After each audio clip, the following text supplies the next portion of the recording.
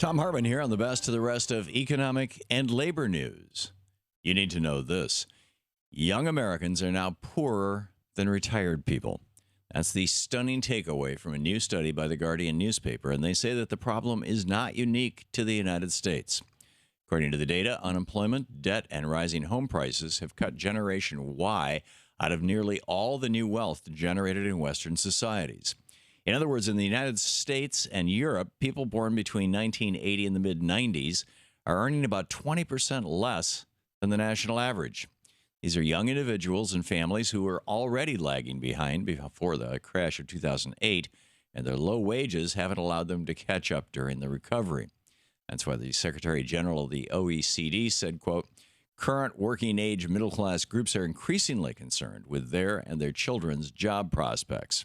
He added, an increasing number of people think children in their countries will be worse off financially than their parents, end quote. And that type of intergenerational inequality only makes the overall wealth divide even worse.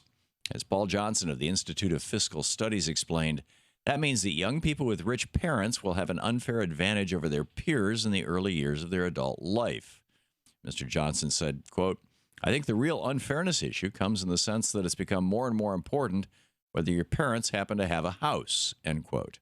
And he shared the sentiment with many economists who have said that policymakers must do more to close the wealth divide between the young and the old. If we fail to do so, we're telling an entire generation that they don't deserve the American dream that their parents enjoyed. And we are damning ourselves to the economic stagnation that results when too many young people are too broke to spend money into our economy. This problem may be hitting young people the hardest, but it isn't just young people who will feel the effects. It's time to bridge the generational wealth gap and make sure that the American dream doesn't completely disappear. Representative Louise Slaughter says that the TPP will tie our nation to countries that do not value women's rights. In a recent op-ed over at thehill.com, the Democratic Congresswoman from New York says, quote, our pledge to support women across the world should include the promise to oppose the Trans-Pacific Partnership, end quote. For example, one of the 12 participants in the deal is Malaysia, which has a troubling and well-documented history of human trafficking abuses and slave labor. Every year in that nation, millions of women and girls are forced into unpaid labor, unsafe working conditions, and even sexual slavery. And they aren't the only country involved in the TPP that routinely abuses women. While the nation of Brunei was involved in trade negotiations, that country was passing laws that explicitly threaten women. Rather than condemning Brunei for laws that allow women to be stoned to death for adultery, the United States would be virtually complicit in those acts by partnering with that nation. We can either claim to support women or we can pursue trade policies that harm them, but we can't rationally do both. Republican extremism has destroyed the state of Louisiana. According to a recent article over at the Think Progress blog, former Governor Bobby Jindal's disastrous state policies left his state with deficits so large that Louisiana may cease to function as a state in fundamental ways. Right now, the current governor, John Bel Edwards, is working with the legislature to come up with a $940 million shortfall for this fiscal year. And then they have to figure out how to close a $2 billion gap in next year's fiscal budget.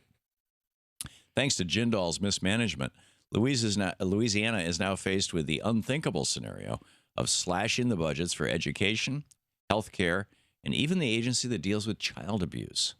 This is what happens when you slash taxes on the rich and deprive governments of so much needed revenue, also that rich people can get a little bit richer.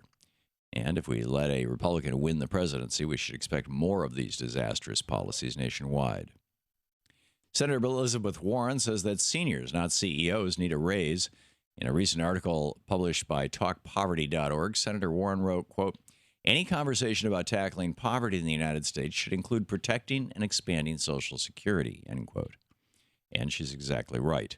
Considering that almost two-thirds of all seniors rely on Social Security for the majority of their income, there is really no way to address poverty without increasing the meager benefits on which seniors rely. But many of our lawmakers continue to ignore millions of Americans who are struggling to survive in what should be their golden years. Senator Warren said this isn't just an argument about math, though. This is about values, about how we protect each other, our families, and ourselves. Well said, Senator. We should all fight for policies that protect our seniors.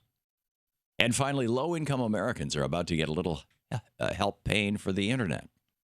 Last week, the Federal Communications Commission approved financial regulations to provide small monthly subsidies to poor Americans who can't afford to access the internet. Currently, the Federal Lifeline program helps struggling Americans cover the cost of phone or basic cell service. The new regulations will give people the option of using that $9.25 monthly credit to subsidize their internet costs instead. Although the small subsidy won't completely cover the cost of internet services, a little help could make it easier for the poor to access the World Wide Web. And that's the way it is for the week of March 14th, 2014. I'm Thom Hartmann on the Economic and Labor News.